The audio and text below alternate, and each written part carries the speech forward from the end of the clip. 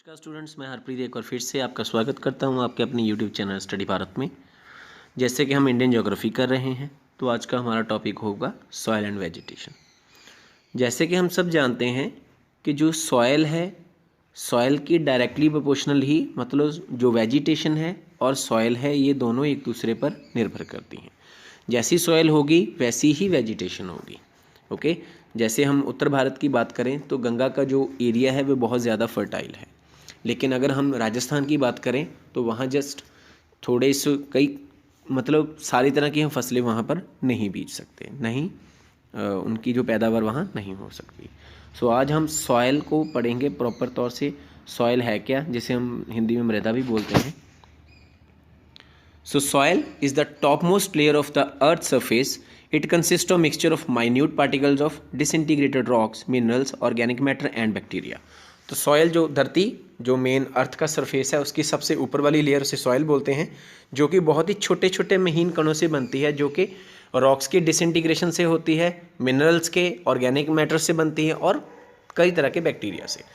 Soil is the formed when the forces of the nature such as temperature, rain, wind, waves, animal and plants acts on a rock and break them into tiny pieces over a long period of the time.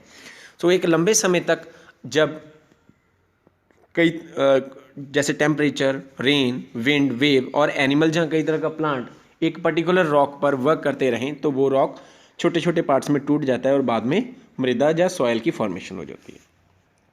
Soil consists of 4 layers. The first or topmost layer of the soil is made up of minute soil particles and decayed plants and animals matter. जो soils की basically 4 layers होती हैं। सबसे ऊपर वाली layer जो छोटे छोटे सॉइल के पार्टिकल्स और जो डिकेड प्लांट्स और एनिमल्स, मतलब जो प्लांट्स और एनिमल्स जो मर जाते हैं वो ऊपर पड़े पड़े बाद में डिके हो जाते हैं और उनका जो मैटर होता है वो मृदा के बीच में मिल जाता है। This layer is vital for the cultivation of crops. ये जो लेयर है जिसे ह्यूमस भी बोलते हैं, ये लेयर बहुत ही ज़्यादा कल्टीवेशन ऑफ क्रॉप्स के लिए इंपॉर्टेंट होती है, क्योंकि इसमें बहुत ज़्यादा मिनरल्स होते हैं जो कि प्लांट्स की और क्रॉप्स की ग्रोथ के लिए बहुत अच्छे होते हैं। The second layer is the made up of fine particles like clay. The third layer is combination of the weathered basic rock material and soil, while the fourth layer consists of unweathered hard rocks. तो अगर हम सबसे ऊपर वाली layer को पढ़ चुके हैं, वो एक तो माइन्यूट पार्टिकल से बनती है जहाँ प्लांट्स और एनिमल्स के डिके से, ठीक है। अगर बात करें सेकंड की बात करें तो वहाँ पर जो क्ले होती हैं उसके छोटे छोटे पार्टिकल्स होती हैं। तो जो थर्ड है वो एक कॉम्बिनेशन है, जो बेसिक रॉक जो उसके कण है छोटे छोटे, जिसे डेन्यूडेशन प्रोसेस भी बोलते हैं, and soil, while the fourth layer, जो फोर्थ लेयर है वो अनवेदर्ड रॉक्स है ना, जो टूटे हुए रॉक्स ना हों, उस लेयर को हम फोर्थ लेयर बोलते हैं। Each type of soil benefits the different types of crops through their unique physical, chemical and biological properties. अलग अलग जो मृदे हैं, अलग अलग जो मिट्टियाँ हैं, वो अलग अलग तरह की फसलों के लिए इम्पॉर्टेंट है। Alluvial soil is fertile soil rich in potassium. It is highly suitable for the agriculture, especially for the crops such as that is paddy, sugarcane and plantain. So जो plantain वगैरह है, sugar canes हैं और paddy है, इसके लिए ये बहुत ज़्यादा अच्छी है। Red soil has high iron. Red मतलब वो इसीलिए रेड नज़र आती हैं क्योंकि वहाँ उसमें आयरन बहुत ज़्यादा होता है। High iron content and it is fit for crop like red gram, Bengal gram, green gram, groundnut, castor seed, etc. Black soil is rich in the calcium, potassium and magnesium but has poor in nitrogen. जो हमारी black soil है, ये आपने याद रखना है, इस पर मैक्सिमम क्वेश्चन आता ही आता है। ब्लैक सॉयल है वो रिच होती है कैल्शियम में, पोटेशियम में, मैग्नीशियम में, लेकिन वो पुअर होती है नाइट्रोजन में। Crops like cotton, tobacco, chilli, oil seed, jowar, ragi and maize, जो ये फसलें हैं ये ज़्यादातर इसमें बहुत ज़्यादा ग्रो करती हैं क्योंकि इन्होंने नाइट्रोजन की ज़्यादा ज़रूरत नहीं होती। नाउ सैंडी सॉइल मतलब इस पोरस सॉइल होती है। It is a low in nutrient content but is useful to growing the tree such as coconut, cashews, casuarinas in the areas with the high rainfall. तो जो हमारी Sandy soil है वे ज़्यादातर हमें हाई रेनफॉल एरियाज में मिलती है। Now soil types and उनकी distribution. So there are the different types of soil in India and the climate, altitude, and the composition of bedrock are the major factors that control the soil formation of India. So disproportion in the annual distribution of the rainfall in the country and excessive heat contribute characteristics to the soil of the country. 7 major types कौन कौन से? alluvial soil, black soil, desert soil, red and yellow soil, saline soil, lateritic soil and mountain soil. तो one by one हम इन्हें आराम से देखेंगे. तो नेक्स्ट सबसे पहले alluvial soil, most important soil. So this is the most crucial and the pervasive kind, मतलब ज़्यादातर मिलने वाली. So it covers 40% of the land area. In fact the complete northern plain are made up of these soils. So they are been the brought down by deposition of the 3 enormous Himalayan river, that is Sutlej, Ganga and Brahmaputra and their tributaries. So जो alluvial soil है वो 40% area पूरा cover करती है हमारे भारत का. ये ज़्यादातर नॉर्दर्न प्लेन में मिलती है और ये हिमालय की मेन 3 नदियाँ सतलुज, गंगा और ब्रह्मपुत्र से दोबारा बहाकर लाई गई मिट्टी है.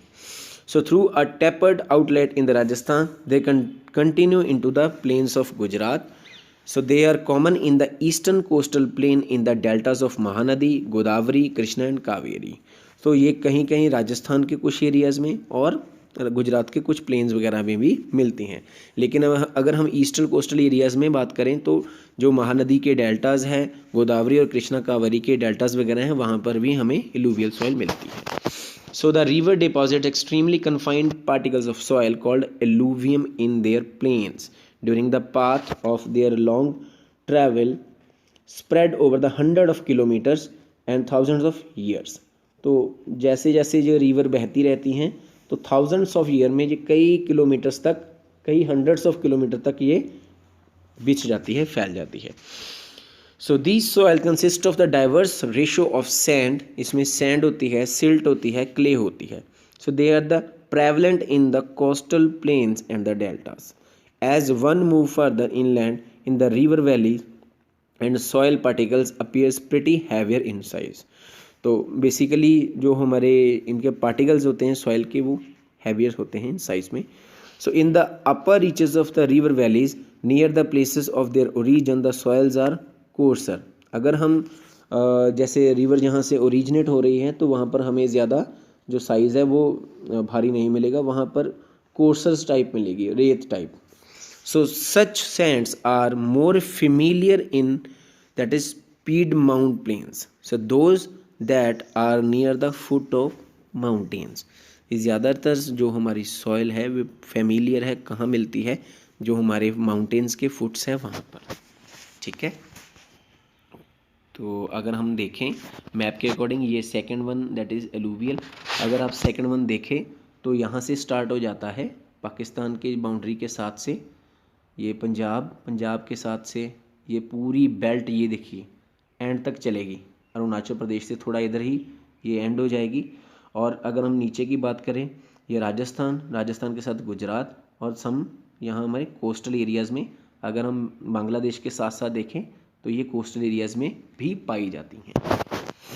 सो soil are distinguished according to their age also. They are grouped in old alluvium and new alluvium type. इन्हें हम एज के हिसाब से भी, एज के अकॉर्डिंग भी बांट सकते हैं दो तरह से, old alluvium and new alluvium. Okay. So the card new alluvium में इवन 10,000 ईयर्स ओल्ड. जो न्यू एलुवियम है वो 10,000 साल पुरानी होगी. The old alluvium is called भांगर. हमने ऑलरेडी पढ़ चुके हैं, वो पढ़े थे ना, खादर, भांगर वगैरह. And the new alluvium is called Khadar.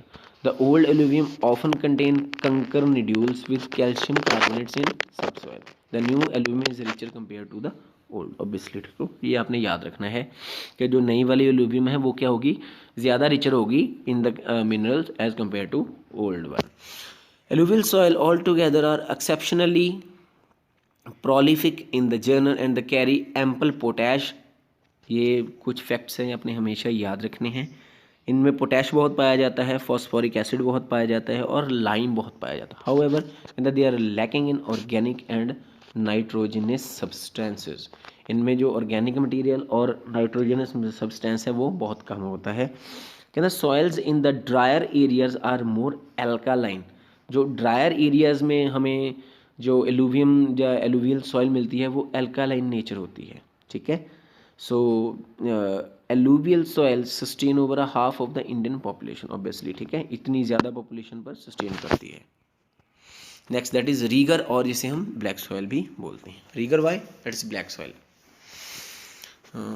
So rigor soil is the black in the color and also known as black soil.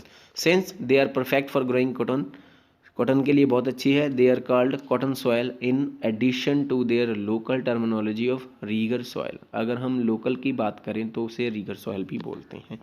So these soils are most characteristic of the Deccan trap basalt. हम सब जानते हैं जो Deccan trap है वो लावा से बना है, जो बेसाल्ट से बना है।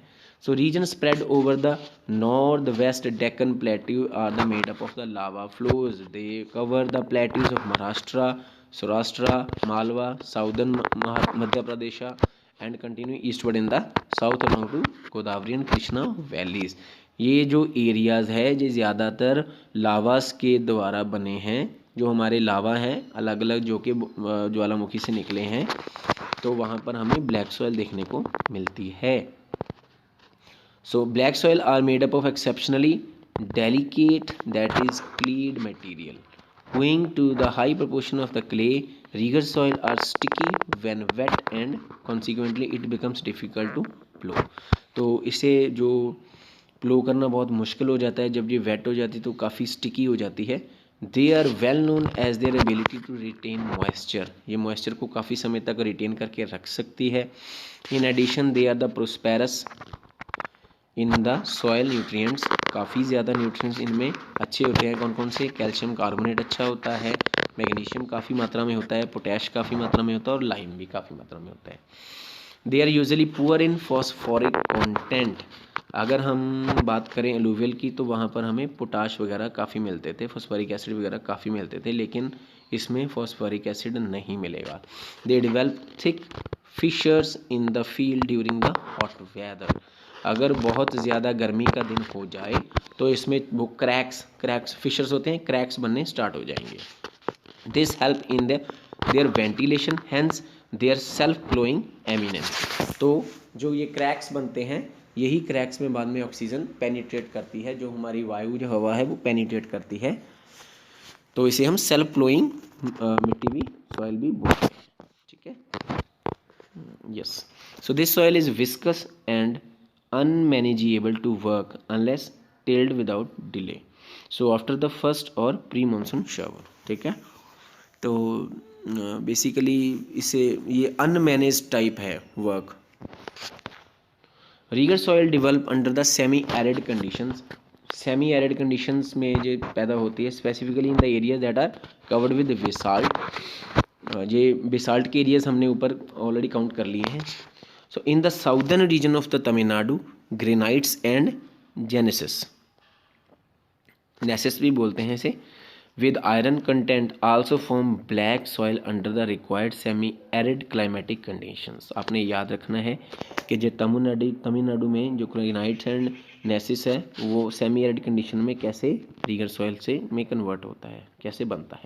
Regur soil are formed in the Surat and Bharuch district and also in the Narmada valley and Tapi valley. In these regions, humus is also absent, almost absent in the soil, and black color of the soil is because of the presence of certain salts.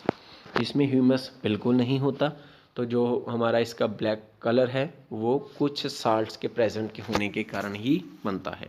In the hilly region the country black soil are usually thin, poor and sandy. अगर हम hilly region की बात करें, जो हो hilly region हो वहाँ पर ब्लैक सॉइल जो होगी वो थिन होगी, पुअर होगी एंड सैंडी होगी। ब्लैक सॉइल और regur soil are the rich in lime and it is not usual to find lime nodules deposit under the layer of the type of layer, okay, soil. इसमें किसी भी तरह के lime के nodules नहीं मिलते। More over this soil is highly retentive और moisture हम ऑलरेडी पढ़ चुके हैं, ठीक है। So it is said to be a feature of the retaining moisture in the soil is extremely useful. Thus the deeper the soil, the larger is the amount of moisture held. Obviously ये काफ़ी deep तक जो moisture को retain करके रख सकती है। However nitrogen which is considered useful for growth of plants in not sufficiently found in regur. जो नाइट्रोजन है वो हमें रीगर में नहीं मिलती।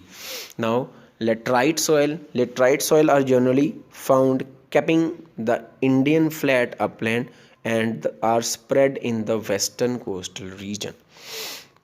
जो हमारे अपलैंड्स हैं और जो हमारे वेस्टर्न कोस्टल रीजन्स हैं गेटिंग इनक्रेडिबल हैवी रेन, जहाँ पर अपलैंड वगैरह में लगातार जो हैवी रेन मिलती रहती है वहाँ पर लेटराइट सॉइल मिलती है। Laterite soil are the also found in the areas along the edge of plateau in the east के जो हमारे प्लेट्यूज हैं वहाँ पर एजेस में भी मिलती है। Covering small parts of Tamil Nadu and Odisha and the small part of Chota Nagpur plateau in the northern Meghalaya in the northeast. So these are the parts where we can find laterite soil. Okay, the soil are inhabitually poor and can hold only the pasture and the scrub forest. वो छोटे छोटे जो घास होते हैं थोड़ा बहुत जो चराई वगैरह के लिए काम आते हैं वही उन्हें कैप्चर कर सकते हैं। Among the mixed types of the soil, two group of the more substantial, they include the desert soil and the of west Rajasthan and mountain soil of Himalayas. तो basically desert soil of Rajasthan, west Rajasthan basically, and जो हिमालय की mountains की soil है वो इसमें ही include होती हैं। Laterite soil is mainly found in the tropical region that receive a heavy seasonal rainfall. बहुत ज़्यादा रेनफॉल हो वहाँ पर ये सॉयल मिलती है। High rainfall promotes the leaching of the soil where silica and lime are the least away and the soil rich in the oxides of alluvium predominates and are in the abundance laterites called bauxite. Leaching is what जो important nutrients हैं वो नीचे चले जाते हैं जिनके कारण कुछ खास फसल नहीं हो पाती। तो अगर वो सिलिका और लाइम की लीचिंग हो जाती है तो वहाँ पर जस्ट ऑक्साइड्स एंड जो ऑक्साइड रह जाते हैं एल्यूमिनियम के, जिसके कारण वहाँ पर बॉक्साइट बहुत ज़्यादा मिलती है। बॉक्साइट क्या है? एक ओर है। कमेंट सेक्शन में बताना कि बॉक्साइट किस चीज़ की ओर है। Due to the presence of the iron oxide the colour of laterite soil is basically red.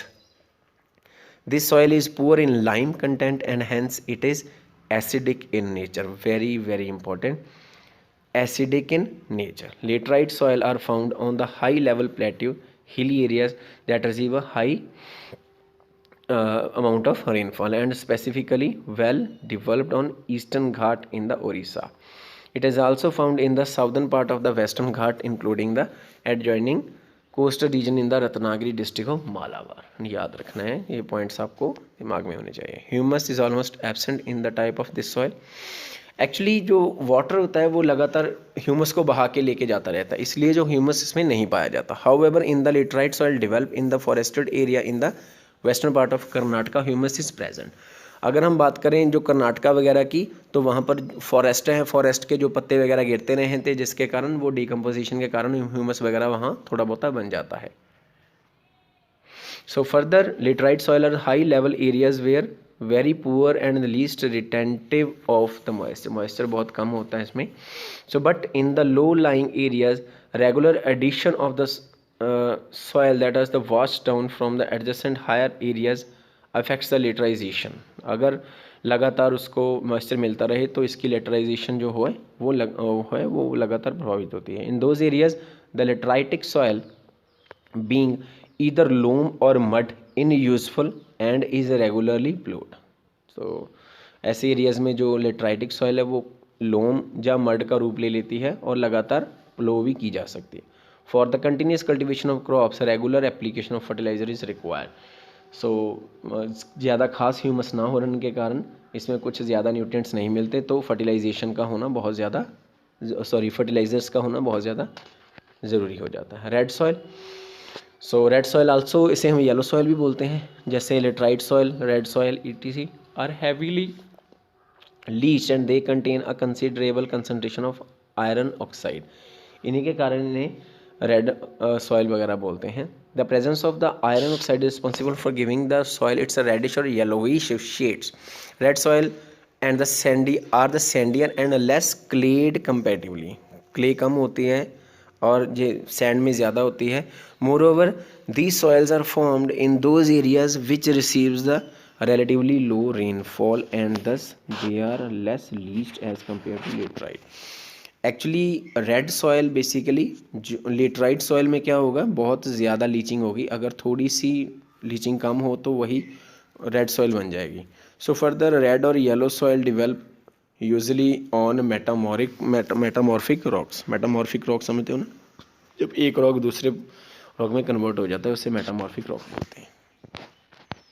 So red soil do not contain any essential nutrient, like for instance they are poor in nitrogen, lime, phosphorus content. So red soil are acidic in nature, obviously जैसे laterite थी. So this is one similar between the laterite soil and the red soil. Red soils are the not retentive of the moisture and hence they are the cultivated mostly during the rainy season. सिर्फ rainy season में ही हम उन्हें उनसे जो cultivation वगैरह कर सकते हैं. For higher yield in this type of soil, constant application of manures is required. Obviously manures लगातार डालनी पड़ेंगी जिससे थोड़ा बहुत जो growth बढ़ सके. So red soil mostly develop in the Indian peninsular plateau. जो पेनिनसुलर प्लेट्यू है वो ट्राइंगुलर स्ट्रक्चर उसमें ही पाई जाती है interestingly. So in the low land and the valleys, जो वैलीज़ के लो लैंड्स वगैरह हैं और वैलीज़ हैं, red soil are fertile and deep. जो हमारे लो लैंड्स वगैरह हैं, वैलीज़ वगैरह हैं, तो वहाँ पर जो हमारी रेड सॉयल है वो कुछ फर्टाइल होती है. So on the other hand, on hill slopes they are basically poor and thin, obviously. तो अगर हम hills पर चले जाएं, कुछ uplands वगैरह पर चल जाएं तो वो poor होगी और thin होगी. So the northwestern half of the peninsular block is covered by black soil and the remaining southern half is covered by red soil of the various shades of the red and the yellow. Sorry, they basically surround the whole black soil region on the all sides. जो black soil को पूरी तरह से घेर के रखा है, cover किया हुआ है इधर उधर से, and cover the eastern part of the peninsula comprising Chhota Nagpur plateau, Orissa, eastern part of Madhya Pradesh, Nilgiri and Tamil Nadu plateau. They continue northward in the west along the Konkan coast of the Maharashtra. They also develop in the Eastern Ghat, Bihar plateau, Shillong plateau.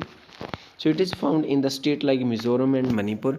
Soils are loamy in the deep depression and in upland they consist of gravels. ठीक है, soils जो loamy मिलेंगी हमें deep depressions में, अगर हम Uplands पर चले जाएंगे तो वो ग्रेवल्स, मतलब छोटे छोटे जैसे स्टोन्स कह सकते हैं, उनकी फॉर्म में मिलेंगे. They function well with the doses of the fertilizers and irrigation water.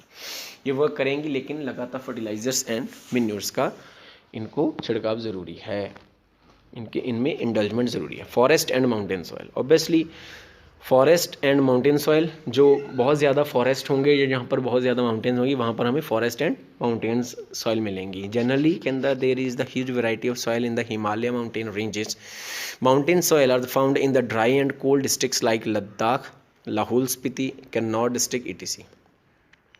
Further, in the river valley as well as in the river terraces, alluvial soil are found, but across the slopes one generally comes across the soil of a different texture. कई तरह की अलग अलग प्रकार की अलग अलग areas में हमें ये सॉइल मिलती है. It varies from the silty loam to rock fragments.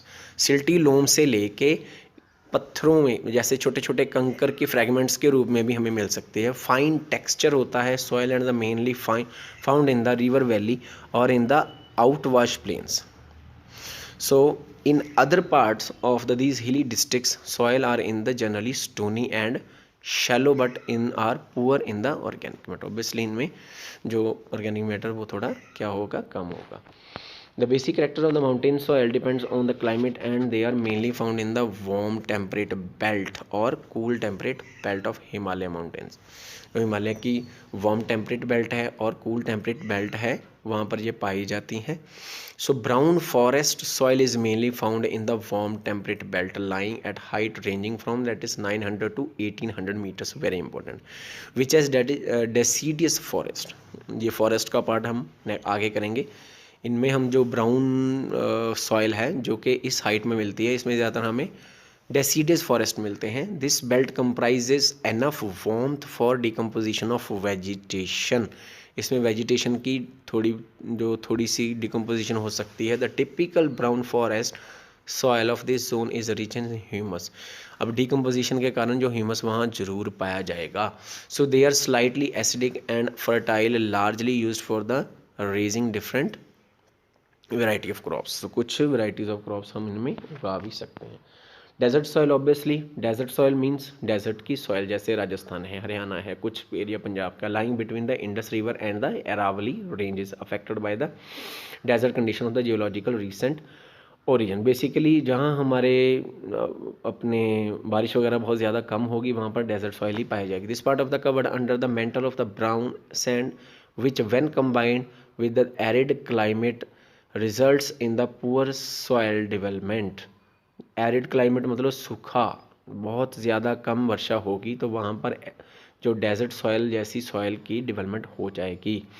बहुत ज़्यादा पानी कम होगा, मॉइस्चर नहीं होगा, ऐसी सॉइल को डेजर्ट सॉइल वगैरह कहते हैं। The most predominant component of the desert soil is that is quartz, but feldspar and the hornblende grains also occur with the fair proportion of the calcareous grains. So it receives a little monsoon rain. The sands which cover the area are partly derived from the disintegration of the subjacent rocks. जो इस areas में जो हवाएं हैं बहुत तेज़ चलती हैं, जिसके कारण जो रॉक्स वगैरह हैं उनकी डेन्यूडेशन जो लगातार टूटते रहते हैं, इनके कारण डेजर्ट सॉइल की फॉर्मेशन होती रहती है, but are the largely blown in the form the coastal region and the Indus valley. Some of these soils contain high percentage of the soluble salt, high pH, varying percentage of the calcium carbonate and are poor in organic matter। ठीक है, काफ़ी pH high रहती है, काफ़ी जो salts इनमें soluble रहते हैं, तो कैल्शियम कार्बोनेट बहुत ज़्यादा होता है और ऑर्गेनिक मैटर बहुत कम। तो Rajasthan desert is the vast sandy plain including the isolated hills and the outcrops at the places. So though on the whole of the tract is sandy, the soil improves on the fertility from west and northwest to east and east west। अगर हम north east अगर बात करें तो इसकी जो fertility है वो जैसे जैसे हम वेस्ट एंड नॉर्थ वेस्ट से ईस्ट और नॉर्थ ईस्ट की तरफ जाए तैसे तैसे वो थोड़ा चेंज हो जाती है, फर्टिलिटी बढ़ती है। In many parts the soils are the saline and alkaline with unfavourable physical condition and उनकी जो पीएच बहुत हाई है। Next that is peaty and marshy soil. Peaty soil originate in the humid region, very important, humid region में मिलेगी। Result of that is accumulation of the large amount of the organic matter in the soil. बहुत ज़्यादा organic matter जब soil में मिल जाए तब PT soil बनती है। These soils contains a considerable amount of soluble salt that is 10 to 40% of the organic matter. Soils belonging to this group are found in that is Kottayam, that is Alappuzha district of the Kerala, where it is called that is Kari, very important. Marshy soil within the high proportion of the vegetable matter also occur in the coastal area of Odisha and Tamil Nadu. The peaty soil are black, heavy and the highly acidic. They are deficient in potash and phosphorus. Next that is saline and alkaline. So these soil are found in Andhra Pradesh and Karnataka. These soil are liable to saline and alkaline efflorescence known as that is ray, color, usar, rakar and chupan। तो ये basically उनके local नाम है, आपने याद रखने हैं। Basically ये सेलिन होते हैं और अल्कालाइन इन नेचर होते हैं, ठीक है। So these soils contain toxic concentration of soluble salt in the root zone, ठीक है। Electrical conductivity in the saturation extract of such soil taken as the measure of the salt is greater than 4.0 mmHOs, that is moles, okay, per centimeter. Exchangeable sodium percentage is less than 15 and pH is less than 8.5. The soluble salt mainly consists of chlorides and sulfates of sodium, calcium and magnesium। इसमें बहुत ज़्यादा salts पाए जाते हैं, जैसे आप देख सकते हैं sulphates of sodium, calcium and magnesium. Because of the white encrustation due to the salt the soil is called that is white alkali. अब साल्ट्स हैं तो साल्ट्स बाद में जब जैसे वेपरेट हो जाते हैं तो बाद में वाइट रह जाता है, इसीलिए इसे वाइट अल्कली भी बोलते हैं। द सॉइल सैलिनिटी और alkalinity of the both of the many adverse effects summarized below, causing a low yield of the crops and the chlorphenol in extreme cases. Crops ज़्यादा नहीं होती, कम टाइम तो हो ही नहीं पाती। The limitation of the choice of the crop because some of the crops are sensitive to salinity और alkalinity और बोथ। तो जो कुछ क्रॉप्स हैं वो ही इन पर उगाई जा सकती हैं जो कि अल्कलिनिटी और सैलिनिटी को झेल सकें, उसका प्रभाव को मेंटेन कर सकें। Rendering the quality of the fodder as poor as at time the fodder grown on the alkali soil may contain the high amount of the molybdenum, that is it's a kind of isotope, it's a kind of reactive chemical, and the low amount of zinc। जो molybdenum है ये एक खतरनाक element है, तो इसमें जो zinc होता है बहुत कम होता है, causing nutritional imbalances and the disease among life stocks. Okay, so creating difficulties in the construction of building and roads and their maintenance, causing excessive run off flood due to low infiltration resulting in the damage to crops. तो ये था हमारा आज का topic soil. तो if you have any problem तो आप हमें कमेंट सेक्शन में कमेंट करके बता सकते हैं। तो आज के लिए इतना ही।